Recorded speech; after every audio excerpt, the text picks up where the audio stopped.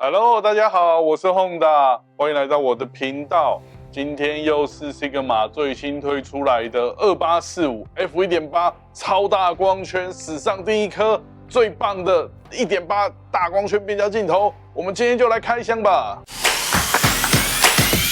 这一颗2845 f1.8 史上最大光圈 f1.8 的变焦镜头，而且是全片幅 FF 专用的这一颗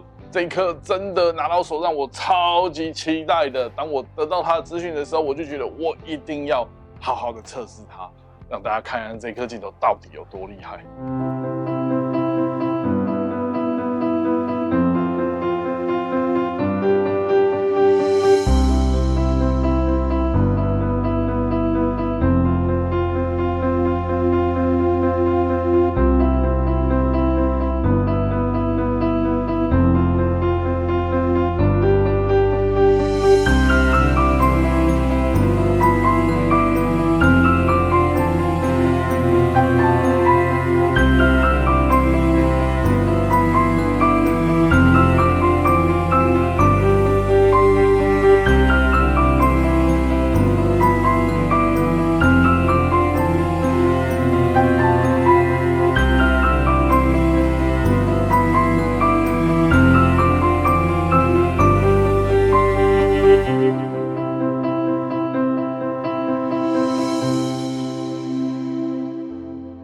Sigma 前一阵子才刚刚推出了2470 f2.8 这一颗 Mark II 的镜头，结果隔不到1个月，就半个月的时间，就已经再推出这一颗史上第一颗光圈 1.8 的变焦镜头，而且是 FF 专用，市面上没有一颗镜头是如此的规格。那不得不说，Sigma打了一副好牌，这一副好牌就是针对了录影现在有需求的摄影师，或者是拍照想要大光圈的摄影师，提供一个最棒的选择哦。我们在聊这颗镜头开始之前，我先跟大家聊一下，就是Sigma在之前单反时代的时候，针对 APS-C 的相机就推出一颗1835光圈 f1.8 的镜头。那颗镜头其实对每一个 APS-C 用户来讲都觉得哇，1.8大光圈好棒哦。那本来我听到消息的时候，我以为它是要复刻那颗 APS-C 的1.8大光圈镜头，结果 Sigma 真的是给我们最大的惊喜，给了我们一颗2845 f1.8 的这一颗大光圈的全片幅专用的镜头。我觉得这一颗基本上是致敬了它那个前一代的1835 f1.8，只是把它变成全片幅专用。这一颗镜头说真的并不大，而且是内变焦的。市面上有一颗类似的镜头是 Canon 的 RF 推出来的2870 f2 的这一颗，可是那一颗 f2 是没有这一颗1.8的大，而且那一颗的镜头之巨的程度真的是让我难以想象。那这颗镜头没有超过1公斤哦。那一颗光圈 f1.8 的变焦镜头，它第一个本身是内变焦的设计哦，因为我们在拍影片的过程中，基本上都希望是重心比较偏移，它是内变焦的，所以重心不会偏移。因为我们上稳定器之前，或者是上这一些相机设备之前的一些导管的一些设备之前，都会把它固定好稳定的尺寸。第一个重心不要变动，镜头不要伸长伸短，因为伸长伸短的时候会干涉到我们的重心变化。然后它是内变焦的，所以对我来说，内变焦录影真的蛮方便。它又提供了很多按键的部分，跟光圈可变动的部分，还有光圈锁的部分，这些我们在2470上面都有看到。那它针对录影有做特工，也是所谓的特别强化的部分。那我在这段时间操作上面我把它拿出去拍照，也拿出去拍片，大家可以看看我先拍的这些照片吧。接下来不免俗要跟大家聊看这颗镜头的规格这颗镜头本身是15组18片的镜片，然后焦段是2845 f1.8 最大光圈，然后本身是提供了30最近的对焦距离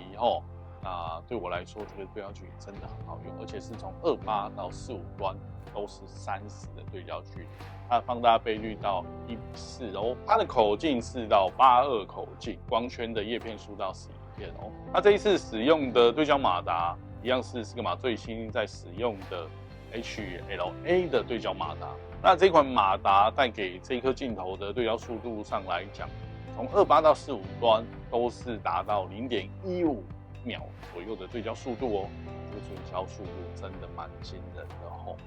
然后相对来说，我这段时间拿去拍片的时候，我发现这颗镜头拿来拍片，认真说，第一个没有呼吸效应。我们来看看我们呼吸效应测试的影片吧。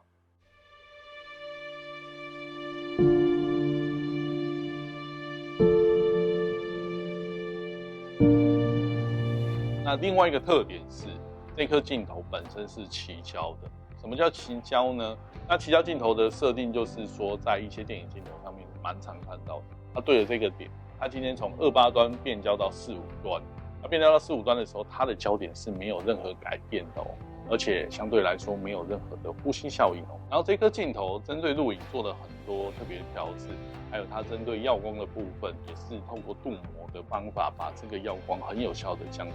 那接下来我们来看看它的光圈表现吧。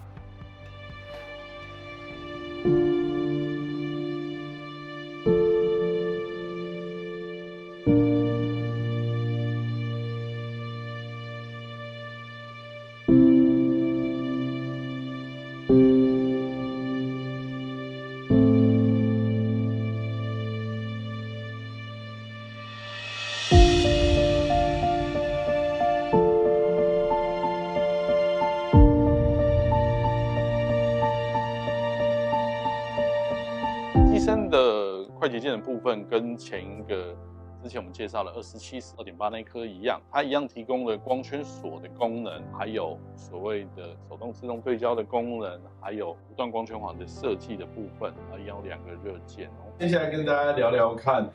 这一颗2845 1.8的结论吧。第一个，我推荐平面摄影师、活动摄影师、人像摄影师可以购入，无脑的购入，还有录影的人群，影视录影师，这个也是无脑购入，就是动态摄影的部分。这2个我绝对推荐哦。为什么推荐？第一个先聊一下，就是2845 1.8这个替代了3颗的1.8焦段，就是28 1.8，然后35 1.8，然后45 1.8。这3个焦段都是拍人像、拍活动很泛用的焦段。如果你有这样子的需求，就是拿出去拍活动，那你又每次都觉得2.8虚化很像还好，有时候后面就觉得还好，那你买这个1.8拍活动，我相信虚化背景一定很漂亮。那如果你本身是拍人像摄影的摄影师，平面摄影或是动态的，这个更值得推荐你去入手了。为什么？因为第一个1.8镜头也一样帮你取代3颗镜头，通常3颗镜头都会超过1公斤，那基本上这一颗镜头没有超过1公斤，本身也是比较好携带，900多克。你会说老师这1公斤也900多克差不多，但是我握持起来的手感就是比较好。而且我这段时间使用下来，搭配了Sony 的 A 系列的相机，我拿来拍的时候，它平衡度、内边焦对我来说是一个很好用的东西。而且1.8段光圈，抗耀光又强，又本身挂了 ART 的镜头，对吧？挂了 ART 镜头就是画质的保证哦。那动态摄影师这边，我也建议你可以无脑的入手。为什么无脑的入手？因为第一个来说，这颗镜头本身它是内边焦又齐焦，然后又没有什么呼吸效应，它针对录影的部分都有做过特别的设计。这样的镜头对录影师来讲，对于动态摄影的来讲，真的这个东西是无可取代的，而且也没有超过1公斤，有内边焦，你只要装上稳定器去拍的时候，基本上都是不用做任何的调整。就是做任何调焦的部分，把稳定固定好了，把平衡度弄好了，你就不用把它拆下来，省去你每次换一颗镜头。今天你就算带28、带35、带45或50，你今天要调焦都要下来再装上去再调整，下来再装上去调整，这个真的很花时间。我们都知道要做一个稳定器的调频，这个真的很麻烦。那如果有这样的镜头，可以让你有1.8的大光圈，而且不用做任何的调频，这个对你动态摄影师来讲非常的实用哦。那我们来聊聊看，什么样的人不推荐购买？第一个是你对于重量非常的斤斤计较，你今天出门就是要小镜头，1.8小镜头小颗的，然后它画质堪用，你这样带出门就可以用。那我真的不推荐你购买，因为这个镜头本身比较重，虽然没有到1公斤，但900多克对某些人来讲，我觉得太重。但是我觉得这种对重量有感触的人，就千万不要购买这一颗。那第二个不推荐购买的人群，就是你本身是拍风景挂的，那这个焦段对你来说很像没有那么实用。因为拍风景挂就是我自己用下来就2个极端哦，第一个是超广，因为要拍打景，要靠近物体，要让整个景都拍下来。这种人我不推荐你购买，因为28对于拍风景来说不够广，因为通常我们去拍的时候都尽量可以拉到16以上会比较好。那拍风景的另外一挂人是喜欢用长焦压缩，就是用超长望远焦段，70、200以上到甚至到400、600都有。这样的人群我也不推荐你购买，因为第一个你本身这个焦段就不符合你的需求哦。可是撇开这些人群来说，我觉得这一颗镜头，我们觉得价钱上也是非常的漂亮。然后也没什么短板，又挂了 ART， 又是大光圈，本身又有抗耀光，又不超过1公斤，我个人真的非常推荐你购买哦。